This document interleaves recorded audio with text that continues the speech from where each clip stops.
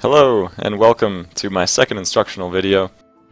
Today we'll be covering what legendaries to craft. If you are interested, I hope you will watch and enjoy. If you are new to the game, I will help guide you through which legendaries to craft. I just made a video on which commons and rares to craft first before the legendaries, but if you do just want to have fun or you want to know which legendaries are the best, I'm going to show you that right now. So here we go. So the first one I want to show you is, of course, the one and only Sylvanas. There she is. Death Rattle, take control of a random enemy minion. 5 mana cost for 5/5, 10 worth of stats. The golden rule once again. But not only that, with the golden rule, she also has a beneficial modifier where when she dies, she takes control of one of the enemy units. The reason this is so good is because it forces your opponent to use a silence or something along those lines, polymorph, something like that. And if they don't have any removal spells, they might just flat out lose the game as soon as you play Sylvanas.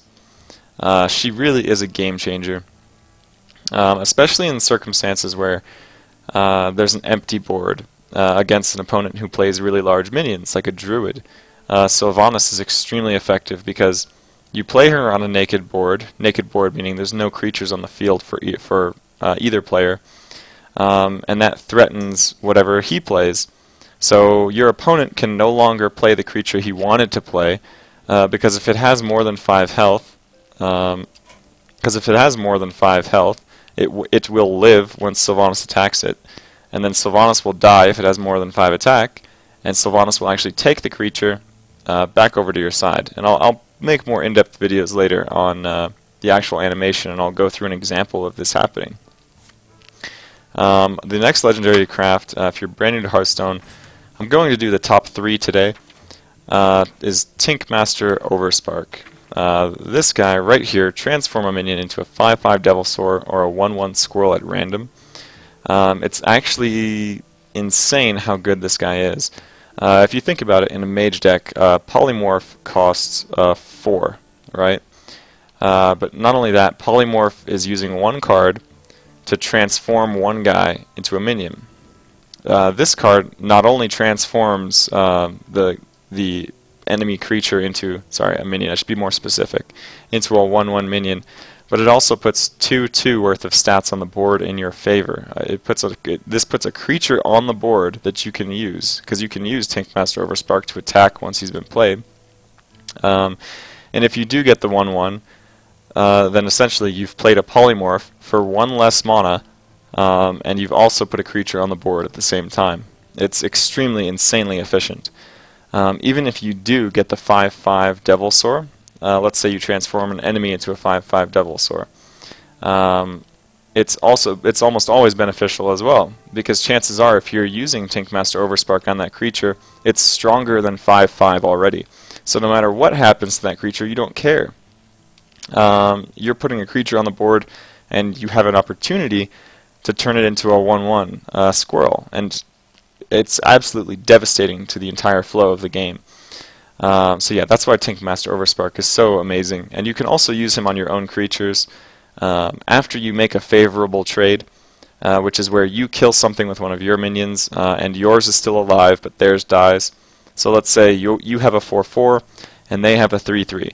You kill the 3/3 with your 4/4. It has 1 health left, and then you can, if you are afraid of it dying or you know it's dead next turn, if you're playing against a mage who can just use his hero power to ping it, you can use Tinkmaster Overspark on your own creature and possibly get a 5/5, and essentially not only heal your creature, but also buff it with +1 attack as well, if it was a 4 attack before. So that's why Tinkmaster is so insanely powerful. Now the third legendary really depends, but I'll go with the most solid one, in my opinion, which is Ragnaros. And Ragnaros is essentially, no matter what happens to him after you play him, it's essentially like playing a creature with charge. It's essentially like playing an 8/8 creature with charge. Because although the only thing to think about is you can't control what Ragnaros hits, right? You can't control what he deals 8 damage to. However, you can control, if you do have minions on the board, what you kill on the board. So you can lower the percentages of hitting other creatures you don't want Ragnaros to hit, and you can increase the probability that he will hit the good stuff that you want him to hit. And that's how you play Ragnaros properly. And I'll have to make some more videos on that in the future as well. Actual gameplay scenarios to show you, basically killing off weaker minions after you play Ragnaros with what's left on the board. And if you want to hit the hero, and you can clear the board completely, you can guarantee that Ragnaros will hit the hero. And it can give you lethal damage in some cases and flat out win the game. So yeah, that's why Ragnaros is just absolutely amazing. He's so hard to deal with. And actually, when he uses his ability, which shoots a fireball for 8 damage at the end of your turn, you know, he doesn't take damage from attacking that creature. That's why he's so good. If you play a mountain or a molten giant, you know, like these guys over here, they have to actually physically attack creatures, and they take damage and eventually die, whereas Ragnaros doesn't have to. Ragnaros just sits there and keeps throwing fireballs at everything. It's pretty amazing. So anyways, those are my top 3 legendaries to craft. If you already have those legendaries, then I would recommend you basically go with whatever is fun for you. Or you should consider some of my next 2 picks, which are Karen the Value King. He's essentially a harvest golem on crack, essentially. He has the same death rattle as a harvest golem for 4 or 5 worth of stats, so it's essentially, it's basically a souped up harvest golem. And harvest golem is one of the best cards in the game, as you know in the previous video I posted. So I would recommend Karen as a close third, along with the Black Knight. This guy right here, destroy an enemy minion with taunt.